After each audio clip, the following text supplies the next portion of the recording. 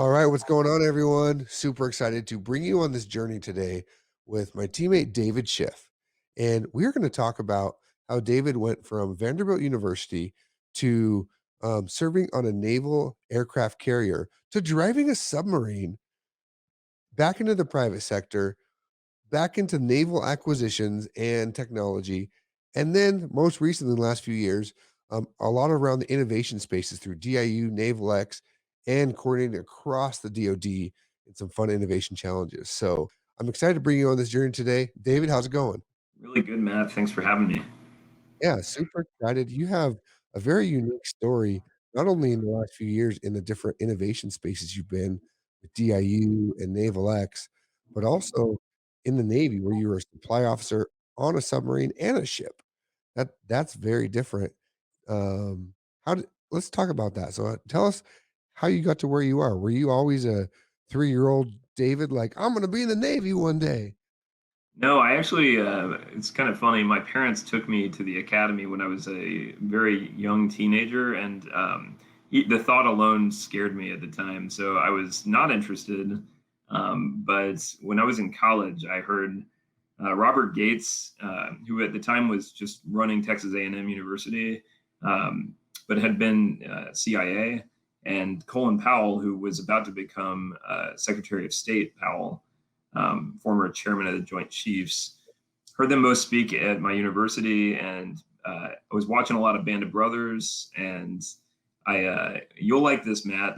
As soon as those gentlemen spoke at my school, and I was a newspaper editor covering this, I was like, I just felt like this rush of like, resumed interest in serving the country. And I went to a Marine recruiter, and it wasn't a perfect fit. So about a week later, I went to the Navy recruiter, and that was where I landed. And about a year and change later, I was in Navy officer candidate school. Very cool. So you were going to college already when you went into the Navy? I had just finished May of 2002, and I joined the Navy that December. Okay, and where'd you go to school? Vanderbilt in Nashville. So not too far down the road from where the Navy does all of its personnel management in Memphis. Okay, very cool. So, almost Marine, then became a sailor. So how did you end up becoming a supply officer? That was back to the recruitment thing where I said I want intel or aviation, and the recruiter is like, "What about supply?" And I said, "What's that?" And quotas and such. And it ended up being a good experience for me. And we've talked about this recently, but just um, if I had gone another direction, I would not have seen as much of the fleet as I did. I was able to serve on a Seventh Fleet, a Japan-based aircraft carrier, the Kitty Hawk, since decommissioned. Um, my supply officer at the time, my department head on the aircraft carrier, uh, told me that they were looking about a year and change into my tour on the carrier. They were looking for division officers who wanted to fleet up to the submarine force. And he said, "This is a great career opportunity for you, and it's going to be a really amazing adventure, and it's hard to turn that down." So I went to submarine officer training in Groton, Connecticut, and a few months later, I was the supply officer, a department head on the USS Nebraska out of Bangor, Washington. Wow, what a unique experience. Is that common? Is it often that you go from surface to sub? It was in the supply corps in the Navy. I would say it's still a small community, but it's definitely a prestigious thing to be able to do as a supply officer. To be able to do both was pretty amazing, actually, especially in the space of 5 years. I was able to run three divisions on an aircraft carrier and then head over to the submarine force, and very different kinds of sailors on those two ships, and then very different missions, obviously, and loved living overseas, as you know from having done that yourself. I love Japan. Um, I also loved the operational aspect of the submarine, where I got to actually be in charge of things, not just divisions of people and logistics, but driving the submarine 6 hours a day. It was Wow. really pretty cool. Yeah. Yeah, that should be at the top of your resume. What did you do? I drove a submarine. No wrecks. No, you didn't crash into any icebergs or anything? No wrecks. That's good. Well, that's really unique because I think it's, as you kinda highlighted, it's 2 very different worlds. You did mention, you served on both ships. I thought one was a ship and one was a boat. Technically, a submarine is referred to as a boat. It's a good call, especially for a Marine. That's pretty impressive. Oh, You I've know, been corrected many times. you've been corrected.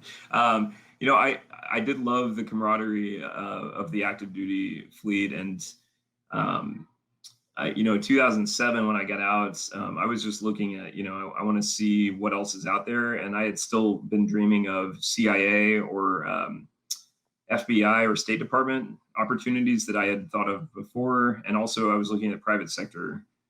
It was a let's say unfortunate year for me to get out of the Navy. I went from the most stable organization on the planet to a to the banking sector in real estate developments. And as you probably recall, 2008 was not kind to that industry. Yeah. So within a year, I was back looking for work again because Washington Mutual, the bank that was our client, was went bankrupt. So it was an interesting time to get out. So how long did you spend in the private sector after you got Uh, out? At that point, really just about a year and change. And I learned a lot about being at the headquarters of a big company and spreadsheets and meetings, but definitely I missed the camaraderie of the Navy. So when one of my submarine friends called me and said, "How's the job search going?" I said, "Actually, not real well. Seattle has essentially frozen up. There really weren't any hiring actions happening at any major tech company, Boeing, et cetera." And my friend John was saying, "Hey, well, we have a logistics billet for a civilian out here at SSP at Strategic Systems Programs in the DC area, and if you're interested, you could apply." And at first, I was like, I don't want to come crawling back to the Navy. But then, after a while, I was like, this could be a really good fit because I could use my Navy experience. The private sector is not doing very well right now, and I can probably my girlfriend at the time, now my wife, and I were interested in the adventure of going to DC, which you and your wife are now familiar with. Yeah, definitely. And and so you talk about your wife, you've got a daughter as well, right? Yeah, yeah. So our daughter is 7 now, and she's very, very precocious second grader. Probably more advanced than anyone on our team with technology, except for maybe you. Well, I do know she has me on her drawing skills. If you remember a few months ago when I had to go to the doctor, I remember Charlotte made me this awesome drawing to get well, so I've got that on my fridge. Yeah, she's a very empathetic and caring person. She'll make a great naval Xer one day. Well, if we're around for when she's able, then that means we're doing all right. Yeah, exactly. Fantastic. So so when you came back into the Navy, you kinda fell into the logistics and the acquisition worlds. You were in that for a while. How did you get into the innovation space? How did that happen? Well, first I'll say when I was in the acquisition part of NAVSEA a few years after SSP, I went to the Littoral Combat Ship Program Office, which was still a rising program, and became kind of I would say a very challenging program because they selected two kinds of ships and went forward with both of them. But what was really exciting and relevant was I was learning about procurement of virtual and augmented reality systems, training systems for sailors, because sailors like one of our teammates, Johannes, who was, I think, on LCS 1, did not have time to do a lot of at sea training. So we had to create the most high fidelity virtual environment we could. I was not a programmer, but we had to work with partners down at NOC the Air Warfare Center Training System Division in Orlando. And they work every day with University of Central Florida and a bunch of gaming companies. And it was a really great exposure for me to the acquisition of kind of the new technologies, and the user centered nature of that work was also interesting and fun for me. So that was kind of an early glimpse of where I would end up. After a few years of 4 years with the LCS program, I went to the chief engineer's office, who was at the time Admiral Selby, who is now one of our sponsors at NavalX, and uh, a great supporter of mine. And I had applied for the NAVSEA Commander's Executive Fellows Program, which was another glimpse of across our acquisition community, kind of a little bit of a choose your own adventure of find organizations where maybe you need some experience and understanding and go spend a rotation with them. So I did one with the Navy Budget Office, FMB, learned a lot about the procurement budgets and a little bit about R&D and the personnel budgets, and then had a really good mentor out of that one too. Uh, Someone I think Paul Landauer, Yeah.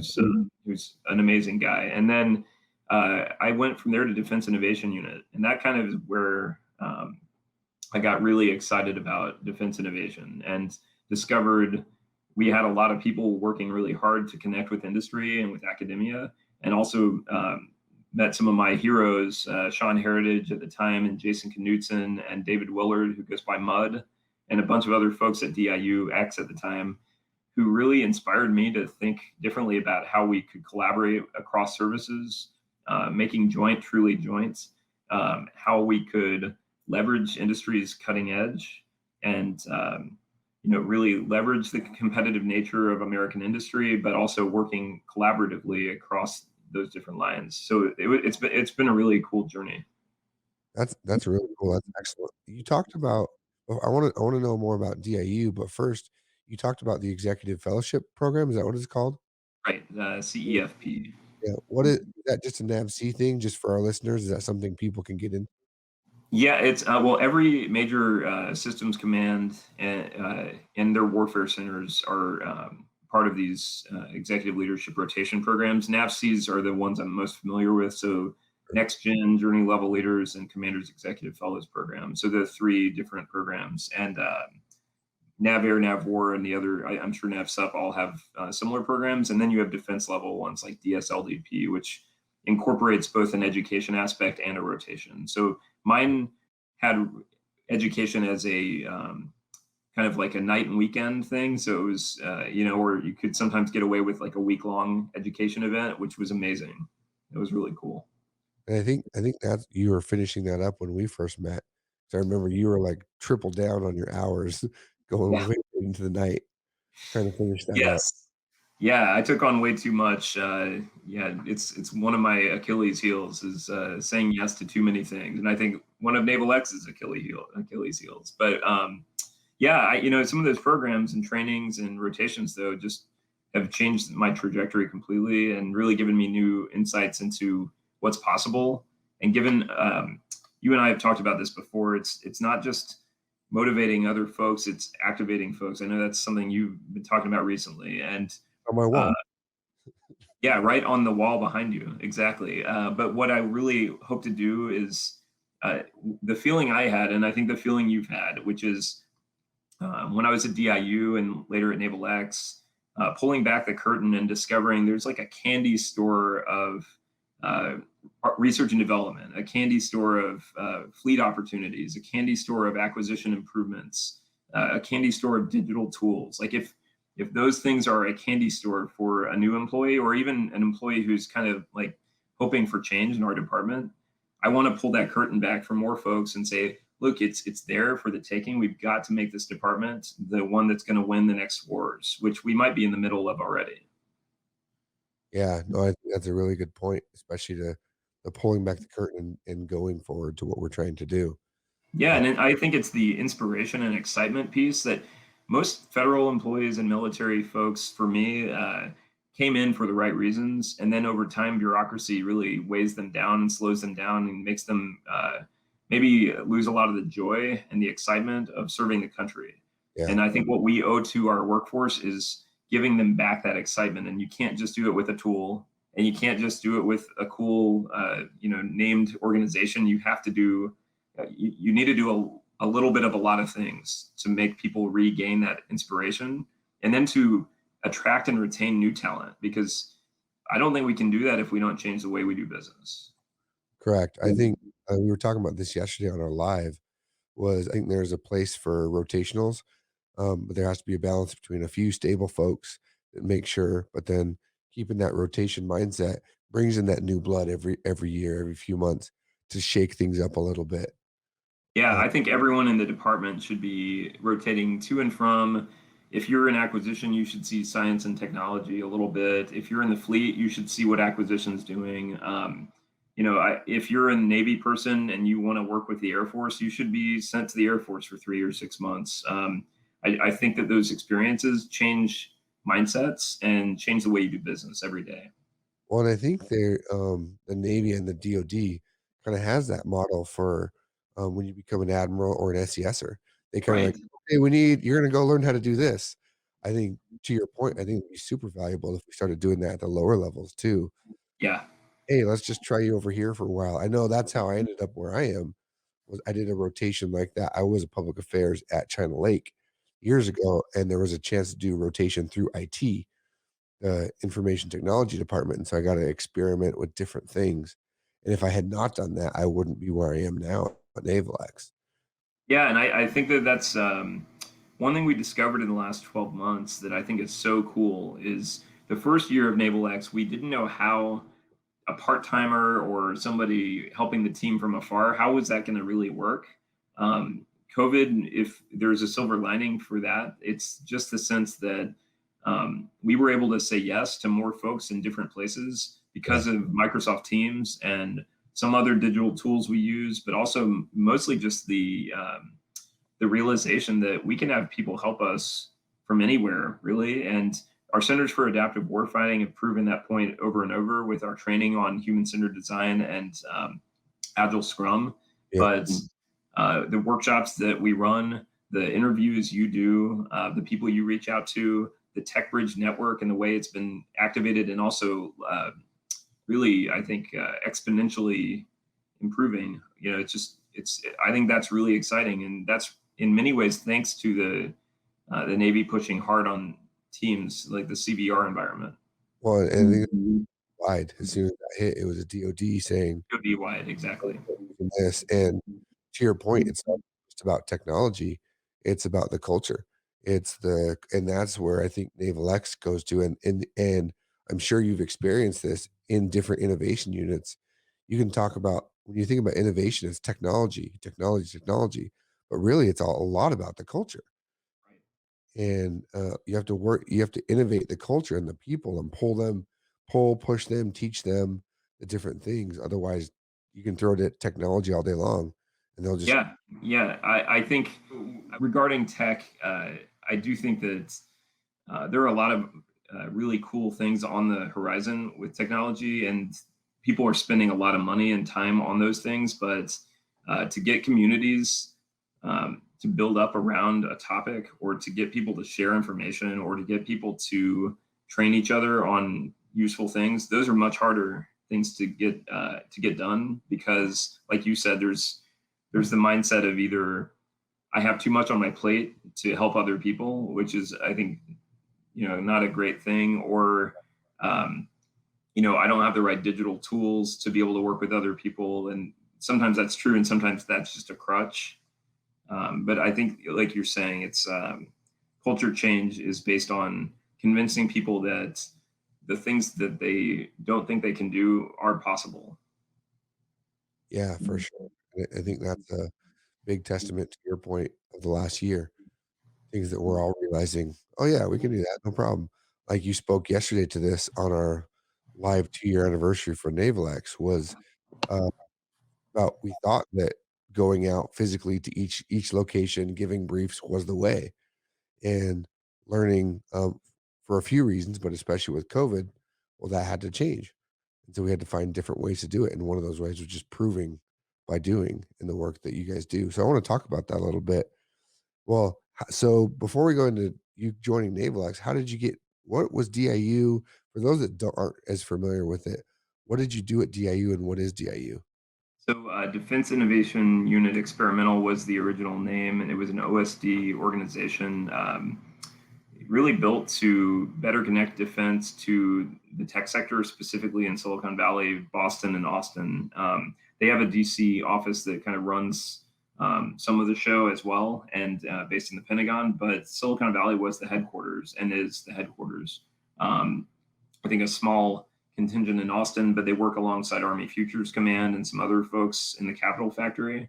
Um, but really, the objective at the time was they have these 5 tech portfolios, things like AIML and IT at the time, which has changed, and space. And they were really trying to deep dive into those sectors and say, okay, if program office, Army or Air Force or Navy program office needs this new tech, who are the organizations, the companies, the trades, who do they need to connect with?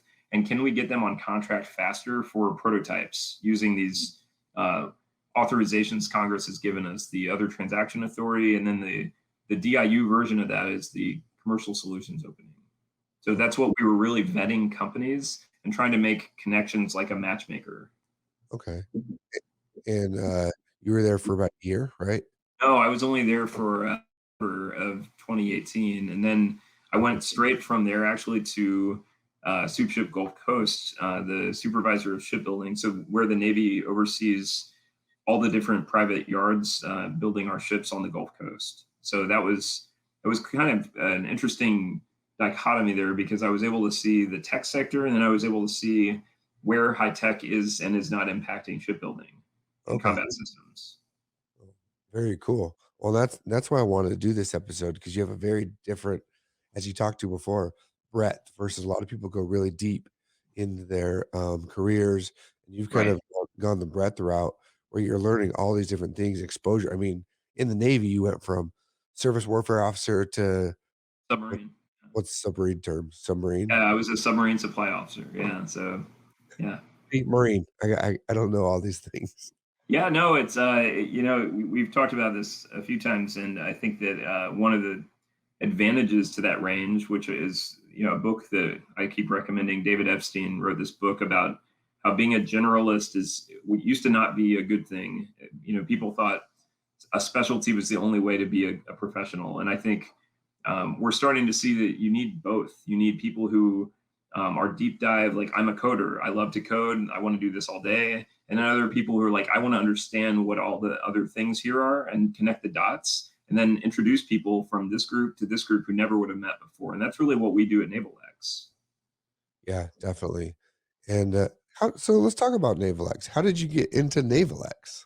So one of my mentors, Mr. Bill Bray, who was the Deputy Assistant Secretary of the Navy for Research and Development, um, was aware of my DIU rotation and had recommended to me around, I think, October of 18 that Okay. I join this new innovation cell. He said, we need kind of a civilian lead for this new thing. They hadn't named it yet, but it was going to be agility cell or something. And we got to NavalX, I think December, January of that year. And, um, you know, I was really excited about that as a rotation and my last rotation in that fellowship.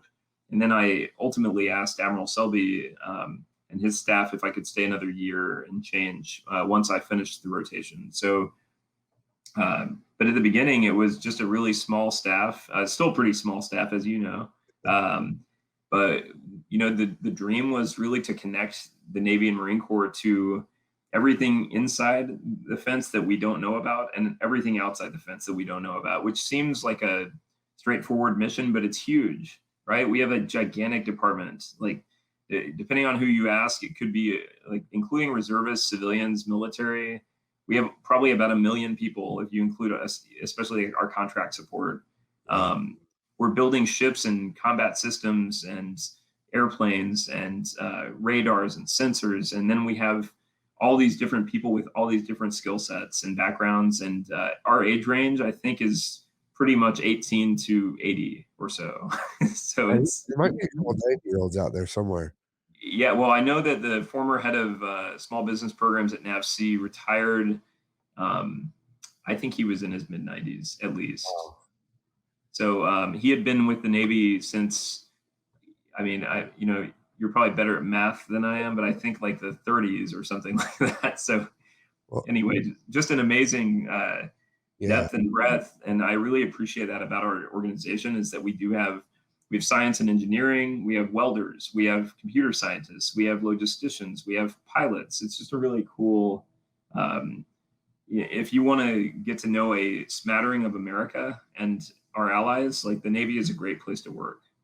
Definitely. Well, I think it shows not only to the teammates' passion for people that are serving into their 90s, that are working into their 90s, but your passion for this, and I've seen that in our year and a half or so working together.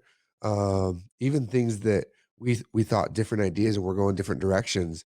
You've always had this deep passion for serving people and helping people, and connecting people, and you pretty much create, or not pretty much, you created the federal salon for that. And I'm going to slaughter the name, so you can correct me on the name Oh, there. you got it, Federal Innovators Salon, and we, that is, it was just one more opportunity for us to find. I'm pretty sure that, and you've seen this too, is really, really big groups of people. Like when you go to a huge conference, I think the biggest takeaway is sometimes a keynote, and then it's those people you're standing in line behind while you wait to get Yeah. food, right? It's like it's that one person in line. It's not you didn't meet 3,000 people at that conference, right? So but sometimes you bump into somebody, and Hondo used to call that serendipitous collisions, right? And you bump into this person and they happen to be your new best friend, right? Or they happen to be the world's premier AI expert, or they happen to be the person who's going to help you figure out that you're meant to do podcasts, right? Like that's what and that's what I miss from the in-person stuff. But even with virtual, we have really figured out ways. The salon is just one way we tried to figure out how do we get folks who are in innovation cells across the federal government, in military, intelligence community, and other organizations, other agencies. How do we get them to share best practices and lessons learned in a safe space, like a trust-filled space where they can actually say, "Hey, I'm having a problem. Does anyone else here know how to solve this?" Yeah. And definitely more than half the time, someone has, right? Yeah. Or someone else says, "I have the same problem. Why don't we team up on that?" And then we'll save some taxpayer dollars, which is key. But just as importantly is let's start some relationships between these organizations that don't work together normally. Yeah. No, I think that's great. I mean, that at a core is what NavalX is about. And no matter which direction we go, we always fall back to that, and we're starting to even more and more. And you spoke to it a little bit. I think yeah, we've all had to adapt with COVID and telework, and we've found ways to make it work. But I was talking to Sandra and Chris, a couple of our teammates recently. I really hope that before their rotations up, they get to experience that in person. Like when I first came on board, I think it was 4 or 5 months before COVID hit, we had our energy flow was just going. Everything in the garden, it was that serendipity collisions. We were doing Yeah.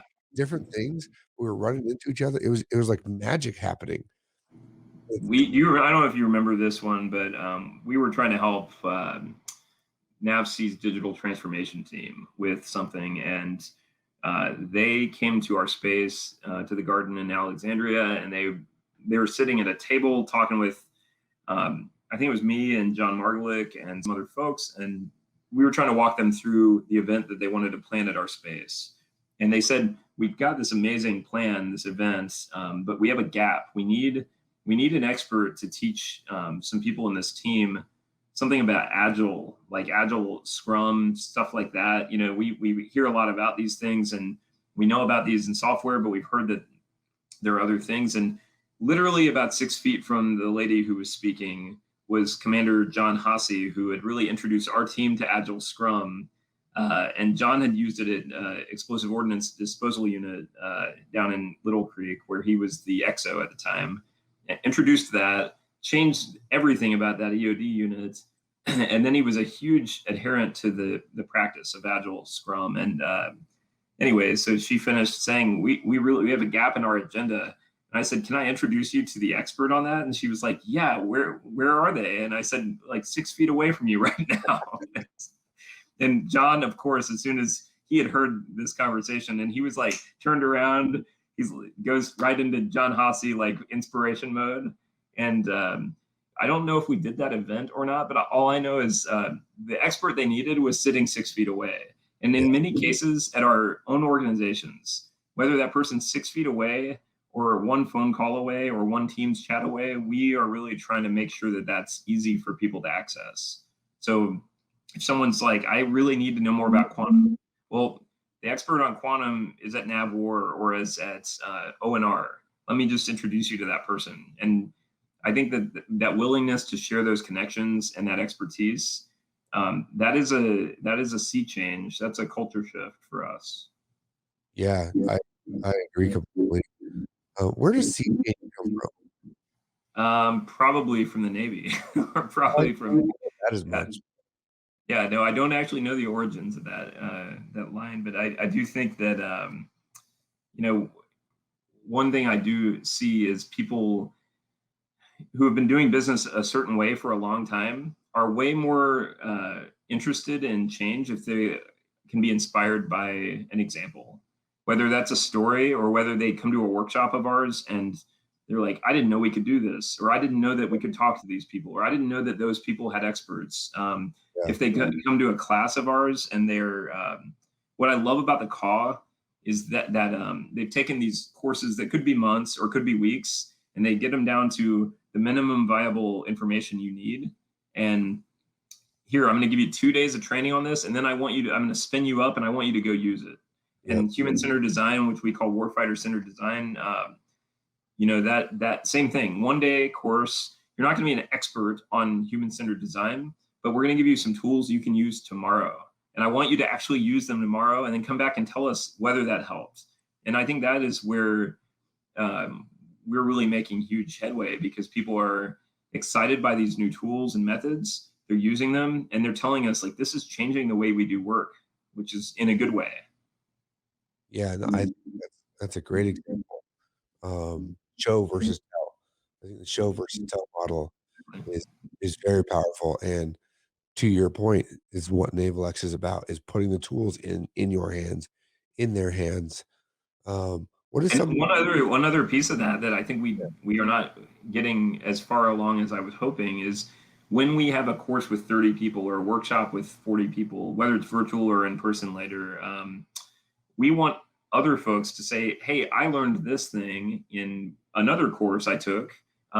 You guys should check this out, and maybe you can incorporate it into your training. We had that happen a few weeks ago, actually. One of the Centers for Adaptive Warfighting courses, a lady named Allison Pressey, who I think is an active duty Navy intel type, she mentioned something called pinch theory to us, and we're already spreading that training to, I mean, it's not incorporated into our training yet, but we're having Allison explain that to several different groups already, because yeah, it's really useful for work dynamics and team dynamics, where you end up finding that the pinch is the feeling of like something's amiss and I need to correct it, but I'm not going to because it's not the right time. And then it pinches again, and it pinches again until there's a crunch. wow, So it's really like seeing those yellow flags and preventing the red flags, essentially. okay, maybe I need to have Allison on here. That would Uh, be awesome. Yeah, I'll connect you. well, and that's the reason why this was even created. The videos, I Yeah, didn't come to NavalX to do any of this. Um, as you recruited me, you did my first one of my first interviews, and I saw that gap, and we had talked about it so much. Like, let's just try doing videos, and then it morphed into podcast, all for the reason of sharing what people do and finding. Like, I know there are people listening to this right now that are going to learn from you. That's why I had you on here, so that you can share your experience and lessons learned. And maybe someone's going to go look at the pinch theory because you just mentioned it, and that's that serendipity, collisions. If we can't have them physically, I'm gonna find a way to have them virtually, like a podcast. exactly. Yeah. Yeah. And I would love, I think one thing that must be challenging for our workforce right now is maybe a information overload, and how do we manage that? Right. Like and I think one of those things is, for example, the Scrum training that we provide, some of that is about making your time more effective and efficient as a team to get some of that time back so you can, and then not just filling it with more Yeah, work, but filling it with more training and more interaction. Because um, if all you do is transactional work all day, like you're not learning from other folks, you're not gaining community, you're not building the resilience of a network. So what I would hope we could do more of is try to fence off more of our employees' work weeks for learning that they want to do and for networking that they want to do so that they can really feel connected to the people around them. Well, and I wanna pull that thread a little bit because something you've always been very good at is back when we were in person, you'd walk in and say hello to every single person. You'd take the time. Sometimes we were looking for David to find him for meetings because he was talking to people, and not in a bad way. You were truly connecting with folks. Is that something that has always been part of you, or is that something you learned throughout your life? It's I think it's definitely a family trait. I think my parents, especially their involvement in foreign exchange programs. My dad had gone abroad when he was 16. Um, as I was growing up in Houston, Texas, we hosted students, and we also my mom was especially very involved with placing students with families, Okay. helping them with challenges. And even as a kid, I was taught some of what we do as human-centered design. Some of that I learned as a kid. I just realized that last year. But the other thing is meeting these teenagers from all over the world at a young age. I was both excited about all the things they knew and the foods they ate in their countries and the clothes they wore. And I always liked meeting people on airplanes, which I think you do as well. And just, no, I don't necessarily see strangers as dangerous, even though, of course, as a parent, I'm a little different with that. But Sure. anyway, but no, I really have always been a connector. It's just been kind of who I am. How, as you've been around to a lot of different areas in the Navy and both active duty and civilian, especially in the innovation worlds, how important is that networking, connecting to folks for people out there?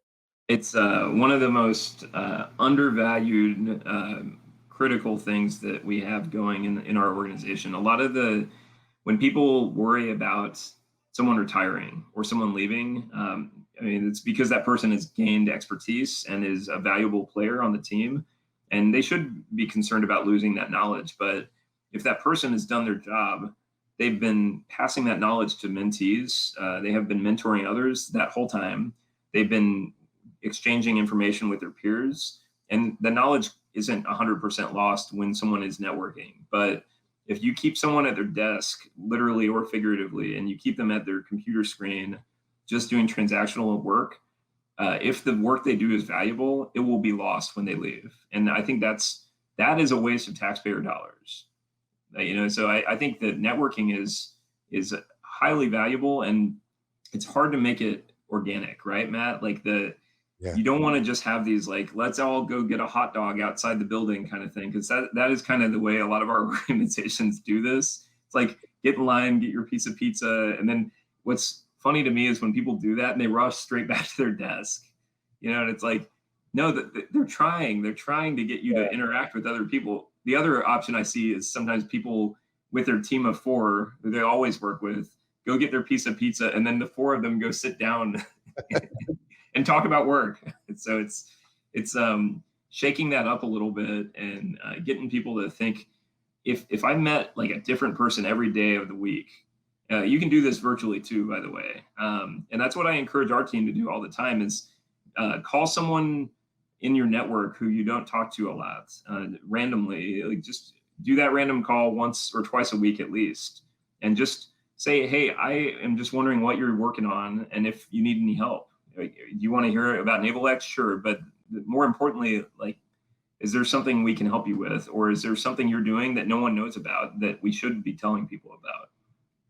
Yeah, I think that's very critical and very important. I think, uh, maybe because of people like you, the Navy and the DoD starting to realize the power of that, and Well, yeah, and I think your interviews, for instance, very enlightening, not just from the leadership level, but from the workforce level, where it's like we talked about this today at Holly Gardner's LOE in the Spotlight, just talking about um, the the fact that people are working on some amazing projects, and some of them are classified, so we cannot speak publicly about them. But many of them are not classified, and if more people knew about them, they might get more of the funding they need. They might get more of the expertise they need. They could get other resources. They could get better support in general. They could get public affairs to do an article that's going to really move the needle on that. So I think the translation piece of I'm working on this really cool project, but I don't know how to explain it. That's where I think a lot of folks still need help. Yeah, for sure. And, so we've talked about and thank you for that. I love the insight of networking and connecting because that's a powerful tool, that I hope continues and grows. And to your point, the people have the space to do it. Don't just free someone up and then give them 10 more things. No, sometimes it's okay to have some empty time. Sometimes it's okay to have 10 minutes of space between meetings. I am like a huge proponent of that, and I struggle with it every day. And I know you do too. It's so easy to fill in every single moment of your day Uh, for the Navy, right? Like for the Marine Corps, right? Like it's but if you don't protect some of that time, you're really doing yourself and the organization a disservice. And it's hard to do it, but you had just mentioned, I think, taking leave and having to have people on the team essentially encourage you to stay on leave. Like, don't like go read a book or go relax or go actually enjoy time with your wife. And uh, it's funny how many of us give that advice and have trouble taking it. we all say it, but it speaks to our passion and a little bit of our crazy, Yeah, uh, but just how much we love the mission. But it does value. It is important to take that time to breathe and to both during the workday and take actual leave. I agree. yeah. And one more proposal I have, not for our team, but for the many teams we work with, is a lot of people's default is like, "Hey Matt, this was a great meeting. Let's do this every single blah, right? Like every single Wednesday from 1 to 3 or what." And it's like, and we do this with working groups and IPTs and other organ. It's like, why are we making this automatically every single week or every other week or every like? Don't set it on routine unless you have to. So Yep. like, get as much done together as you can during this meeting, and then if you need another one, have one more meeting, but don't crush people's calendars with those weekly and every other week, unless if it's for training and learning. I like that. Working with the team to get a good time is tough, but I just find the routine meetings are really what crush a lot of people's weeks. Well, and not knowing why you're there, I think is a big Right. piece of those Yeah, meetings. like an agendaless meeting, which even we sometimes struggle with, but I think we've gotten a lot better at NavalX about saying, here's what the point of the meeting is, and here's why we need these folks in the meeting. Yeah, for sure. I've started doing if I show up to a meeting that's external to NavalX and there's at least 3 NavalXers there and I'm not the host, I'm gonna go do other stuff because we can all share with each other versus all Yeah. at the same time. So we've talked about a lot of different things, David, through your Navy career, through how you got there, Vanderbilt, being on a excuse me, I just lost the term. Aircraft carrier. See, Marine, lose things going in and out.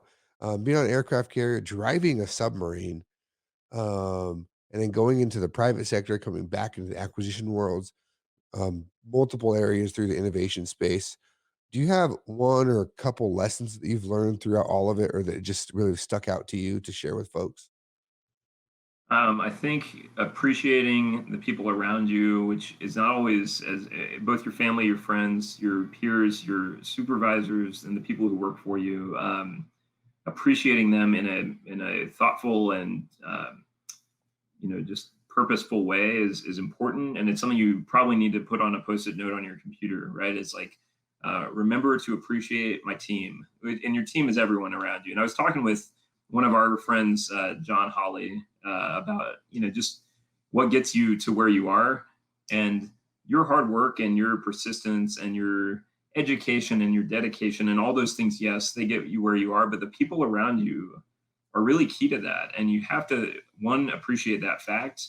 Um, but I also told John, they wouldn't have been there for you if they didn't see how much value you brought to the table and the passion you brought to the table. So, it is something you owe them for in some ways, but they also owe you because, you brought something to them as well. So it is a symbiotic, valuable relationship, mentor-mentee relationship, um, mentoring your colleagues, mentoring up, and then and then taking that time to learn more so that you can help other folks as well. Because I think that is one thing that I think about the program offices and the warfare centers and the systems commands and how hard they're working right now. And what we need to give to them is the gift of the time we've had to learn, right? Like I learned that this one thing could really change your day in a good way. Can we give you that gift so that we can make your day easier? And I would love for us to be able to do that for more of our workforce. Yeah, I think fantastic. Thanks for sharing that.